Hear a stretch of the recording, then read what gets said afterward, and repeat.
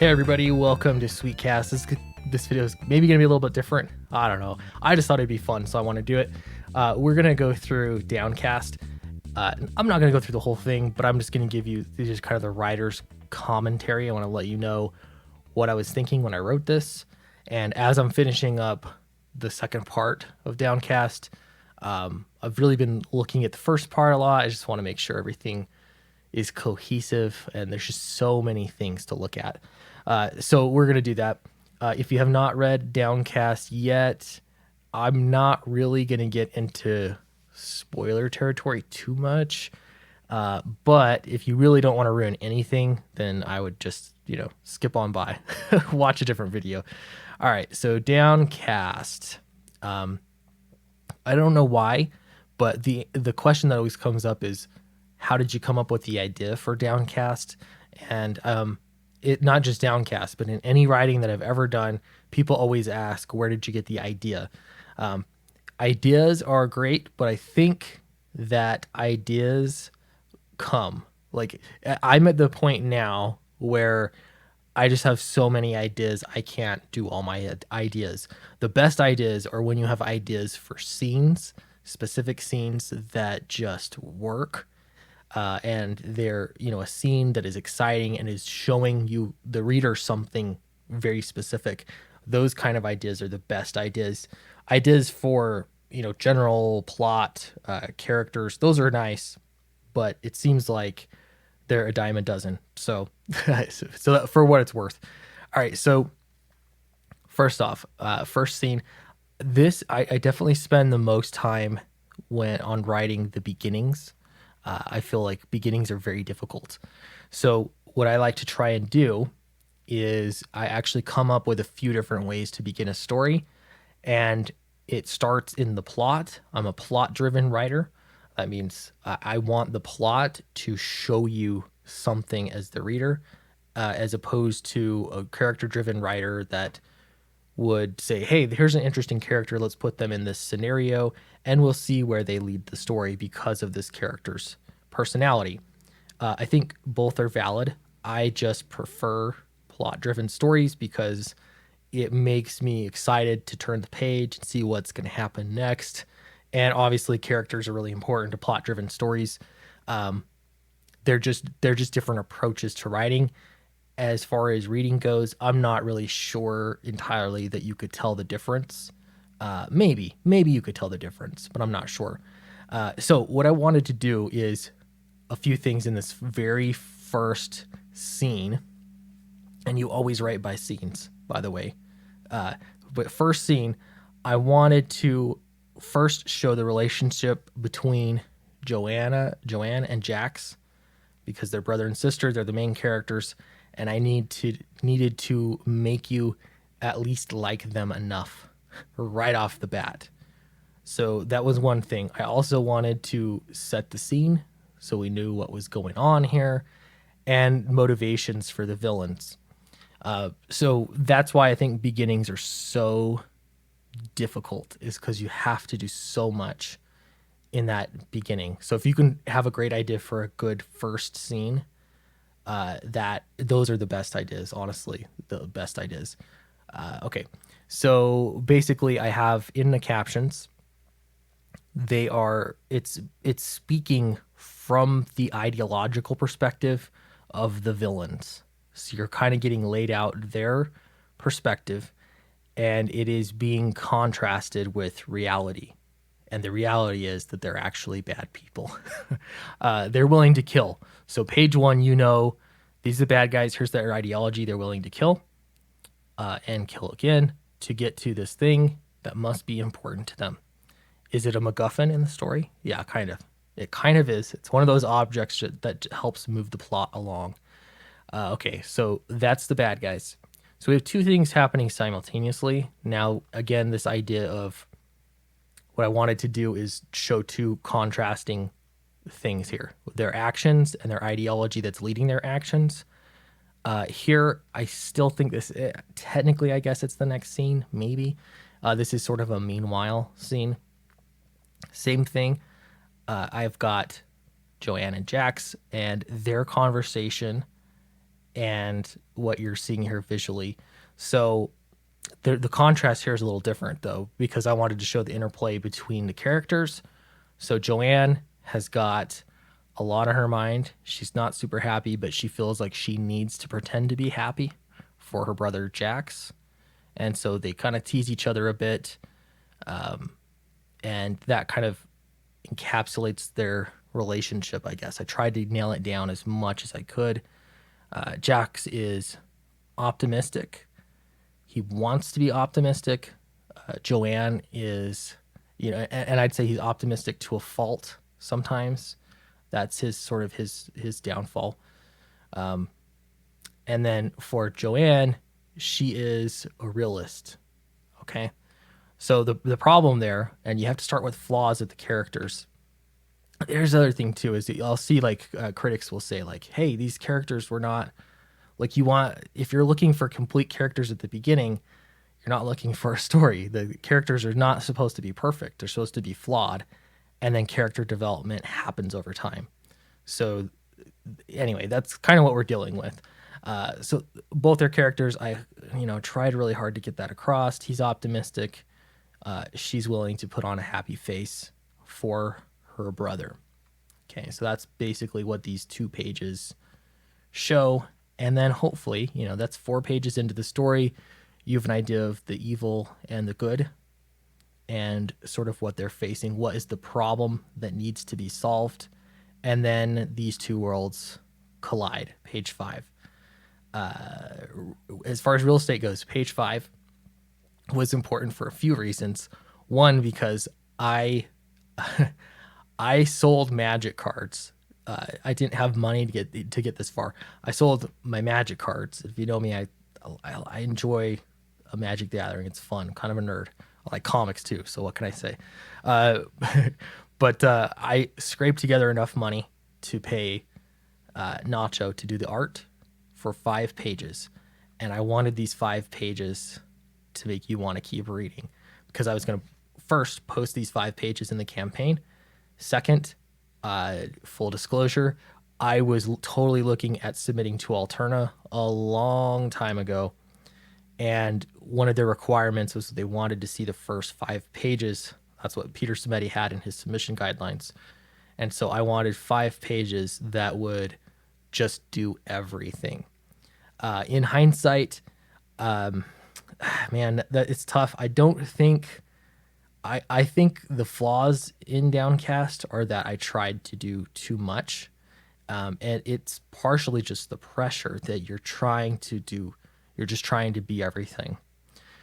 So if I could go back, I think I would, I don't know.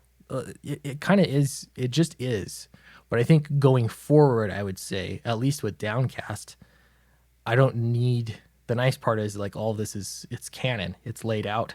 I don't need to go through this. I could start this another story somewhere else and, just kind of get into a more pointed beginning. But again, as a writer, part of the thing that you're doing is you are trying to, like, you have a goal and you have restrictions that prevent you from, that you have to work within.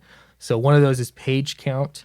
That's huge in comics. I can't even emphasize how huge page count is. That is everything. It's going to determine what kind of pacing you can do.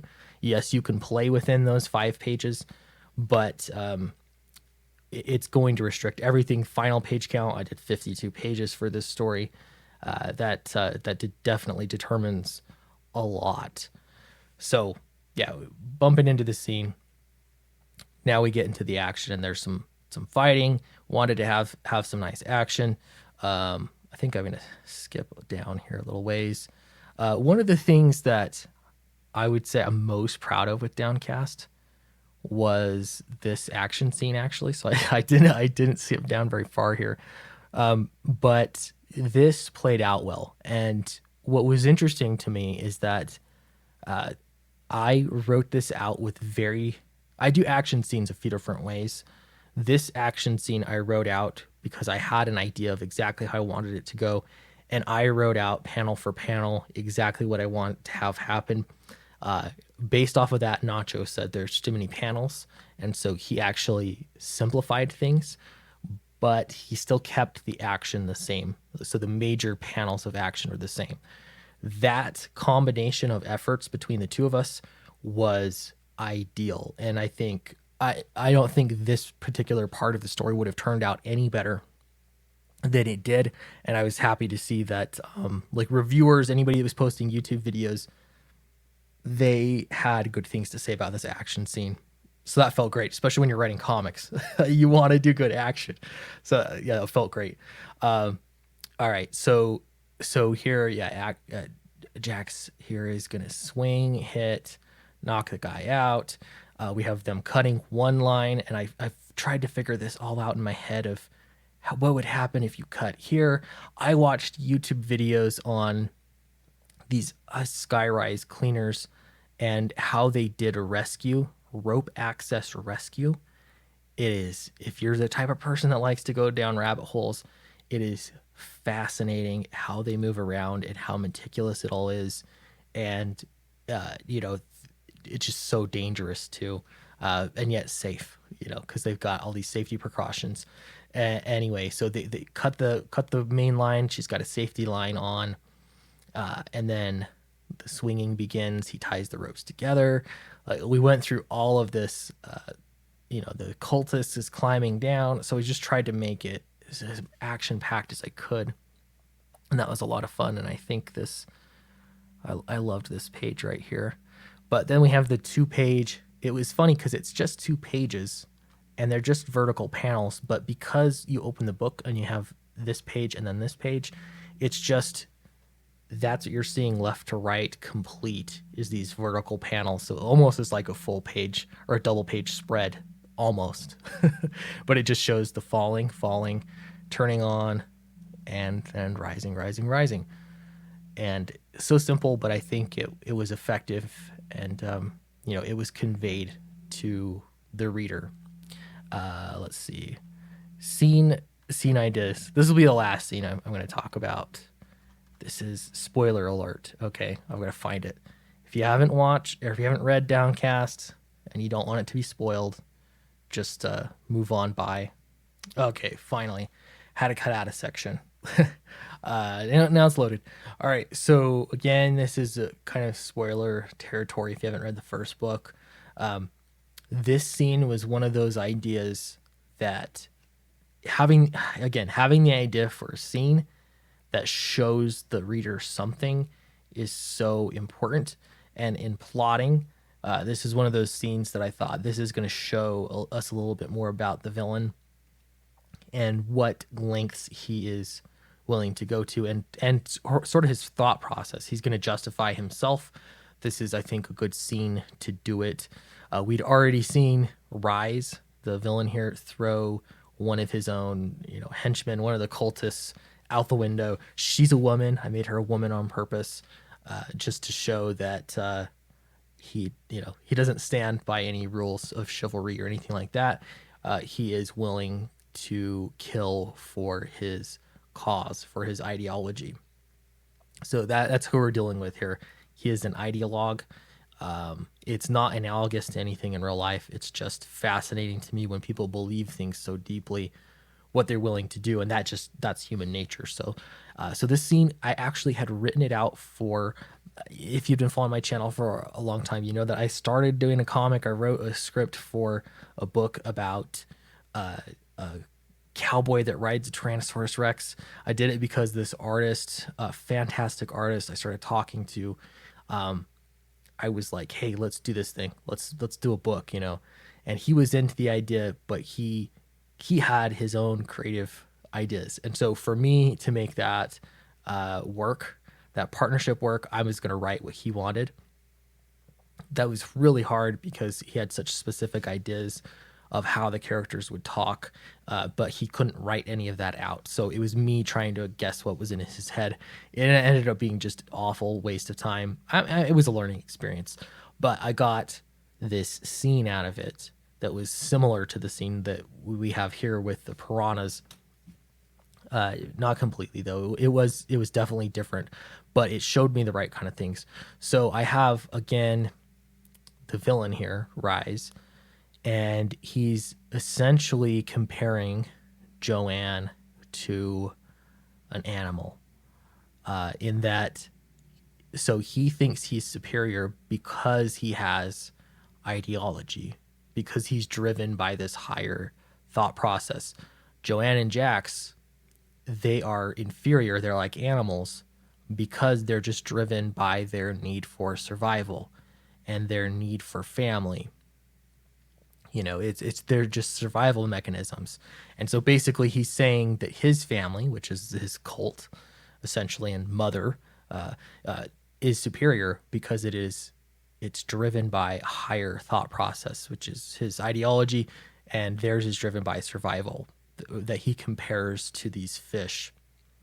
And when a fish, this is true, by the way, I looked this up to make sure, if you kill a piranha and piranhas are hungry, they'll eat the injured piranha. And so here we go. So that's exactly what he does. He's going to demonstrate it to us.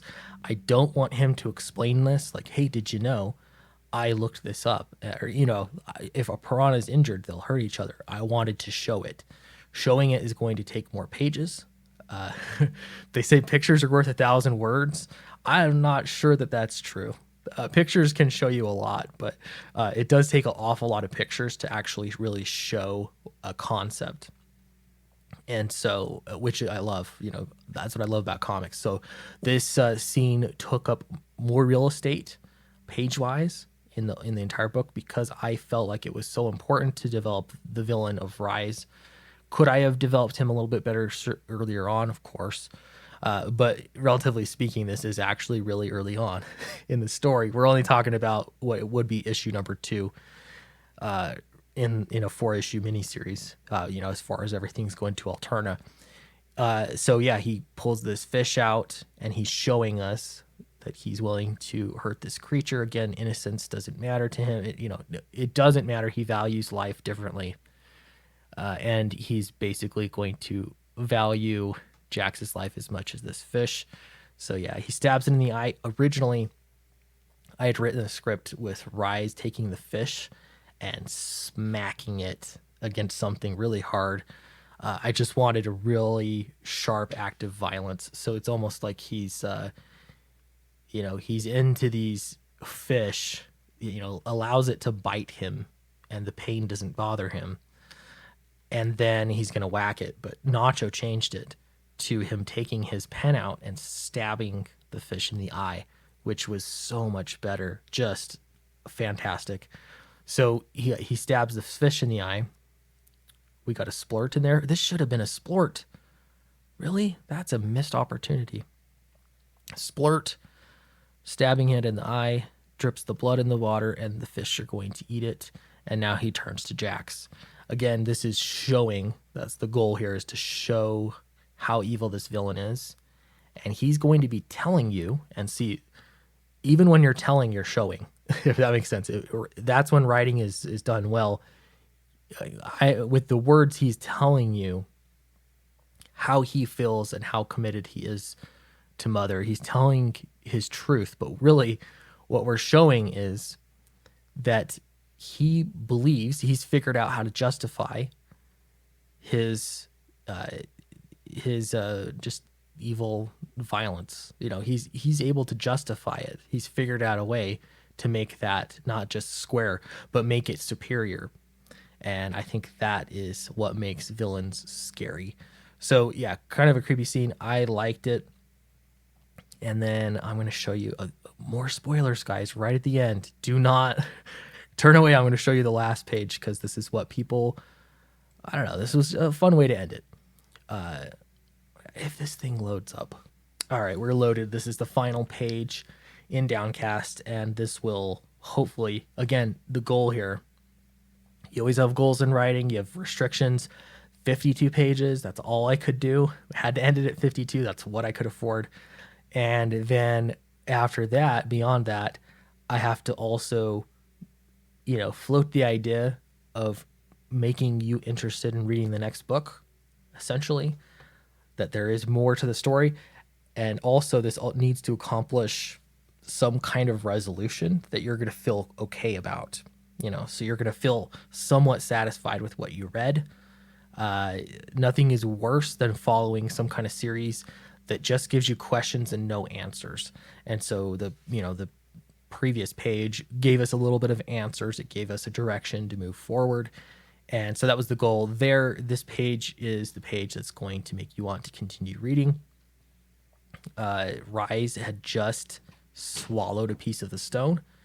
And if we move on, this is basically how I wrote it. I wanted the medics working on him, and it's a slow zoom in on his face until you have his eyes open. Hello, mother. And so actually there's a resolution for Rise, because we have finally now seen what his plan was the entire time, in that he wanted to eat a piece of the stone so that his eyes could really be opened. And now his eyes are opened. So I thought that was a cool ending. Again, I'm always comparing it with what readers say, what critics say. There's comics is just so interesting because the culture is it varies widely. Hearing regular readers read about it, then you'll also hear critics that want to roast it. The truth is all in there, and you can learn from that and apply things into the next book. Overall, even when I look at this now, I'm actually really proud of it. When I look back at writing that I've done, like my novels, I can cringe sometimes. Like I said, this isn't perfect, but I'm very proud of it, actually. I think it was good writing, and I don't expect everybody to recognize important details that are put in, and the effort, the great lengths that I went to show and not tell as a writer. But I think, based off the fact that the second campaign is doing very, very well, I think a lot of people are interested in continuing the story. And so I think it pays off. So again, like as a writer, it's funny because it's one of those things. I want to quote somebody, but I don't know who said this, but with writing, you have to be very, very confident. You're confident enough that you're going to write a story and think it's going to be genius and put it out into the world. But you also have to be extremely humble, because people are not going to see how great it is. Basically, like, you have to accept both of those things to be true, which is so strange. And maybe that's why writers are kind of an interesting group of people. So fun, though. I really loved writing this. Maybe I'll do one of these kinds of videos for the second part a long time after everyone has it, I think might be fun to go through.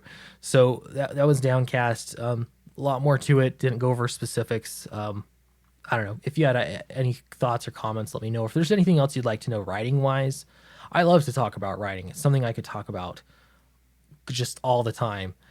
It's not great for YouTube. There's so few people that read comics, really. And then there's even fewer of those people that are interested in learning the craft of writing comics.